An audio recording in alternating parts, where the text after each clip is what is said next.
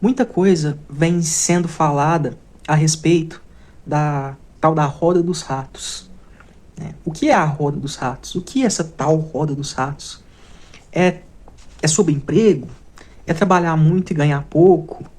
É acordar cedo e repetir hoje o que você já fez ontem e não conseguir sair dessa nunca? O que que é a tal da roda dos ratos que as pessoas falam, mas assim, a maioria não consegue sair, tá? Grande parte, a maior parte das pessoas estão presas nisso, né? Muito se fala.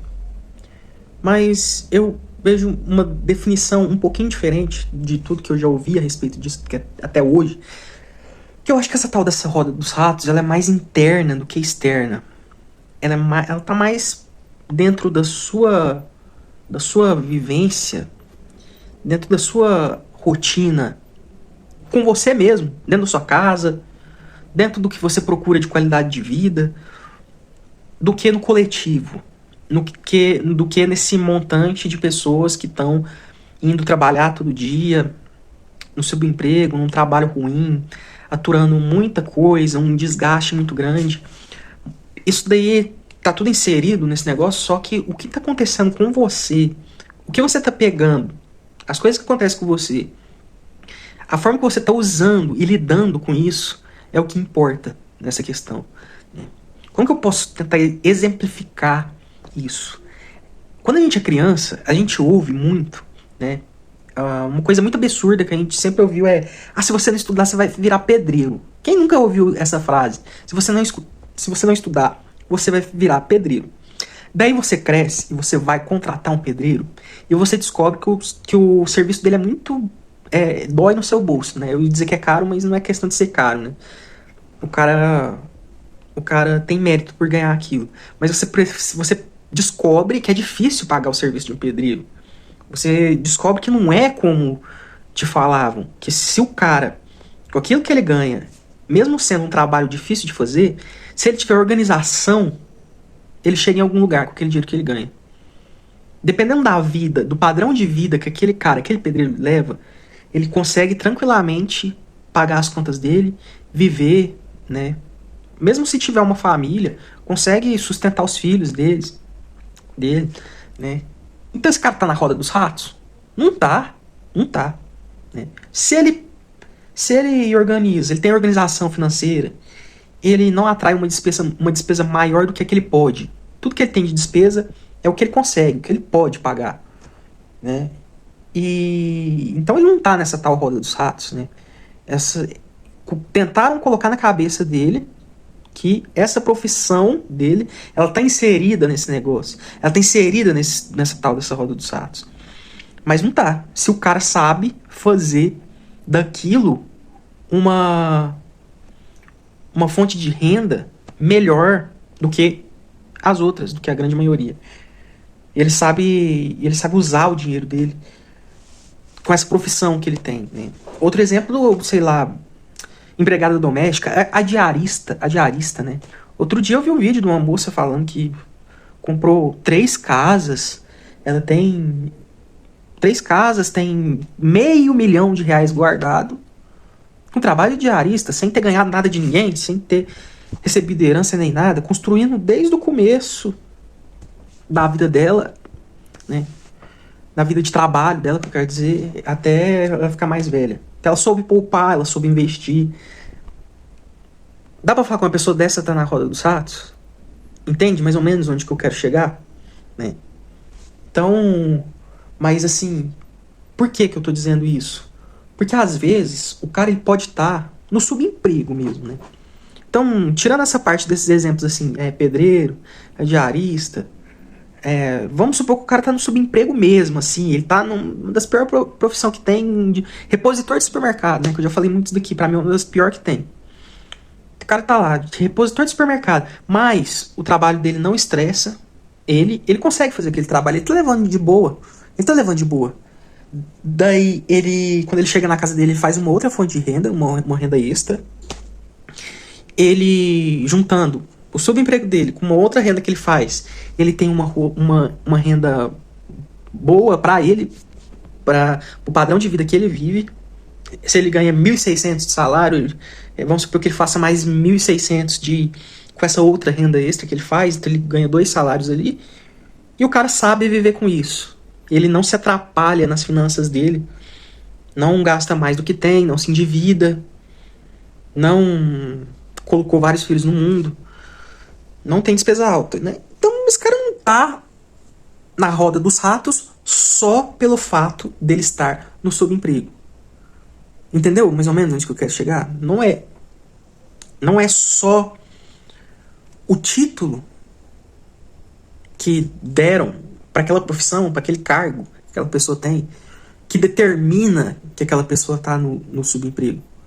É todo o contexto de vida daquela pessoa. É todo o contexto de vida. Entende? Então, nesses piores empregos que tem, o cara trabalha em balcão de farmácia, o cara é frentista de posto, o cara é repositor de supermercado. Tem uma parcela que tá tranquila ali. É pequena, porque a grande maioria né, é difícil exigir de todo mundo também que consiga se virar com um salário tão pouco. Mas tem uma parcela ali que tá ok, tá vivendo a vidinha dele, não tá, sabe? Não tá endividado, não tá enlouquecendo pra pagar as despesas, né? E tá sabendo se virar, né? Outra coisa é o Uber, por exemplo. Uber, eu vi um vídeo agora do cara falando. As pessoas entram no carro do Uber e pensam que o cara, porque ele tá dirigindo o Uber, ele é um ferrado. Ele é um pobre coitado, ele não tinha mais nada pra fazer da vida e foi dirigir Uber. As pessoas pensam isso. Mesmo o cara, às vezes, dirigindo um carro de 100, 150 mil reais, né? E faturando ali alto, né? Eu sei que tem... Assim como várias outras profissões, no Uber tem gente que não ganha quase nada e tem gente que ganha muito bem, né? Antes que venha alguém falar, mas Uber não dá dinheiro, não. Não é bem assim, não. Então quem tá na roda dos ratos nesse caso? É o cara que tá num carro caro, um carro de 100 mil reais, dirigindo Uber? Ou é a pessoa que não tem carro e pegou o Uber pra ir no lugar, certo? Aí também vai dos objetivos de cada um, né? Também eu não tô dizendo que quem não tem o carro é porque é mais pobre, até porque eu também não tenho e eu não tenho vontade de ter. Eu já falei sobre isso aqui. Não é um objetivo meu ter um carro, porque pra mim é uma loucura o que cobram de um carro no Brasil. Mas é só um exemplo que eu tô dando, né? Então quem dessas figuras estão... Quem está nessa tal roda dos ratos? É o que você vive ou é o que os outros falam a respeito daquilo? A sua vivência real, da sua rotina, da sua vida, do quão você consegue facilitar ou dificultar o seu dia a dia, ou é o que os outros lá fora determinam que é, entendeu? Acho que deu mais ou menos pra entender onde que eu quero chegar nisso. Porque se tratando de finanças, se tratando do seu dinheiro, muita coisa vem da organização. Tá? Muita coisa vem da organização. Eu conheço pessoas que elas vivem com 30 mil reais por mês, um padrão de vida que eu conseguiria viver com 5 mil. Juro pra você, eu não tô exagerando.